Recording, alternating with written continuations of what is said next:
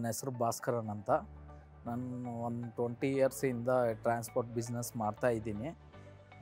ಅದಕ್ಕೆ ಮುಂಚೆ ನಾನು ಒಂದು 5 ಇಯರ್ಸು ಓನ್ ಬಿಸ್ನೆಸ್ ಮಾಡ್ತಾಯಿದ್ದೆ.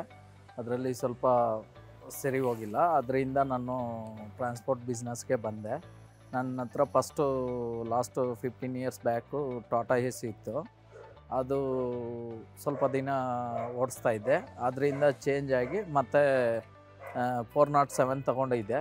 ಲಾಸ್ಟ್ 10 ಇಯರ್ಸಿಂದ ಓಡಿಸ್ತಾಯಿದ್ದೆ.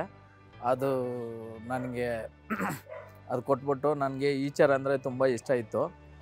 ಮೊದಲಿಂದನೇ ಈಚರ್ ತೊಗೊಬೇಕಂತ ನನ್ನದು ತುಂಬ ಕನಸಿತ್ತು.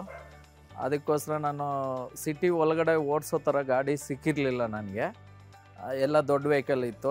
ದೊಡ್ಡ ವೆಹಿಕಲ್ಸು ಏನಂದರೆ ನೋ ಎಂಟ್ರಿ ಇರುತ್ತೆ ಸಿಟಿ ಒಳಗಡೆ. ನನಗೆ ಕಂಫರ್ಟಬಲ್ ಆಗಿದ್ದ ವೆಹಿಕಲ್ಲು ಸಿಕ್ಕಿರಲಿಲ್ಲ. ಅದರಿಂದ ನನಗೆ ಇದು 2049 ನನಗೆ ಸಿಟಿ ನೋ ಎಂಟ್ರಿ ಏನೂ ಇಲ್ಲ.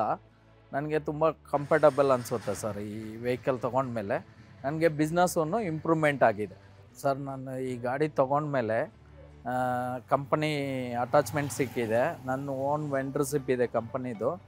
ಕಂಪನಿ UPVC ವಿಂಡೋಸ್ ಲೋಡ್ಸ್ ಎಲ್ಲ ಸಿಗುತ್ತೆ. ನನ್ನ ಕಂಪನಿ ಆಲ್ರೆಡಿ ಅಟ್ಯಾಚ್ಮೆಂಟ್ ಇದೆ. ಆ ಲೋಡು ಓಡಿಸ್ತಾ ಇದ್ದೀನಿ. ಸೊ ಅದು ಲೋಡು ಫ್ರೀ ಇರಬೇಕಾದ್ರೆ ನಾನು ಪೋಟ್ರೂ ಅಟ್ಯಾಚ್ ಮಾಡಿದ್ದೀನಿ. ಪೋಟ್ರೂ ಲೋಡ್ ಸಿಗ್ತಾಯಿದೆ, ಅದೇನು ತೊಂದರೆ ಇಲ್ಲ. ಜಸ್ಟ್ ಸಿಟಿ ಒಳಗಡೆ ಎಲ್ಲ ಹೋಗಿ ಸಣ್ಣ ರೋಡಲ್ಲೆಲ್ಲ ಕಟ್ ಮಾಡೋದು ತೊಂದರೆ ಅನಿಸ್ಬೋದು ನಿಮಗೆಲ್ಲ. ಆದರೆ ಇದು ತುಂಬ ಸುಲಭವಾಗಿ ಶಾರ್ಟ್ ಟರ್ನಿಂಗ್ ಎಲ್ಲ ಮಾಡ್ಬೋದು ಸಿಟಿ ಒಳಗಡೆ. ಇನ್ನೊಂದು ಏನಂದರೆ ಇದು ನನಗೆ ಫ್ಯೂಲ್ ಎಷ್ಟಿದೆ, ಆ್ಯಡ್ ಬ್ಲೂ ಎಷ್ಟಿದೆ, ಇಂಜನ್ ಪರ್ಫಾರ್ಮೆನ್ಸ್ ಯಾವ ಥರ ರನ್ನಿಂಗಲ್ಲಿದೆ ಎಲ್ಲನೂ ನನಗೆ ಡಿಸ್ಪ್ಲೇ ಬೋರ್ಡಲ್ಲೇ ತೋರಿಸುತ್ತೆ. ಏನೇ ಪ್ರಾಬ್ಲಮ್ ಇದ್ರೂ ಅಲ್ಲಿ ಸೆನ್ಸರ್ ನನಗೆ ತೋರಿಸ್ತಾ ಇರುತ್ತೆ. ಆ ಥರ ಸ್ಪೆಷಲಿಟಿ ಎಲ್ಲ ಇದರಲ್ಲಿ ಇದೆ. ಅಂದರೆ ಒಂದು 500 ಕಿಲೋಮೀಟರ್ ಆ ಥರ ಕಂಟಿನ್ಯೂ ರೆಗ್ಯುಲರ್ ಓಡಿಸಿದ್ರೂ ಏನು ಟಯರ್ಡ್ನೆಸ್ ಗೊತ್ತಾಗೋದಿಲ್ಲ. ಅದು ಬೆನಿಫಿಟ್ ಇದರಲ್ಲಿ ಇದೆ. ನನಗೆ ಈ ವೆಹಿಕಲ್ ತೊಗೊಂಡ್ಮೇಲೆ ತುಂಬ ಬೆನಿಫಿಟ್ ಇದೆ. ಸೊ ಇವಾಗ್ಲೂ ನಾನು ಮಾರ್ಕೆಟ್ ಬಾಡಿಗೆ ಬಂದಿದೆ. ಮಡಿಕೇರಿ ಹೋಗ್ತಾ ಇದ್ದೀನಿ ಇವಾಗ ಆಲ್ರೆಡಿ ಆನ್ ದಿ ವೇ. ಈ ಗಾಡಿ ತೊಗೊಂಡ್ಮೇಲೆ ನನಗೆ ತುಂಬ ಬೆನಿಫಿಟ್ಸ್ ಇದೆ. ಇದರಿಂದ ನಾನು ತುಂಬ ಸಂಪಾದನೆ ಮಾಡ್ತಾಯಿದ್ದೆ. ನನ್ನ ಹತ್ರ ಫಸ್ಟು ಪಿಕಪ್ ಇತ್ತು. ಅದರಲ್ಲಿ ಅಷ್ಟು ಏನು ನನಗೆ ಸಂಪಾದನೆ ಆಗಿದ್ದ ಥರ ಕಾಣಲಿಲ್ಲ. ನಾನು ಈಚರ್ಗೆ ಬಂದಮೇಲೆ ನನಗೆ ತುಂಬ ಲೋಡ್ಸ್ ಸಿಗ್ತಾಯಿದೆ.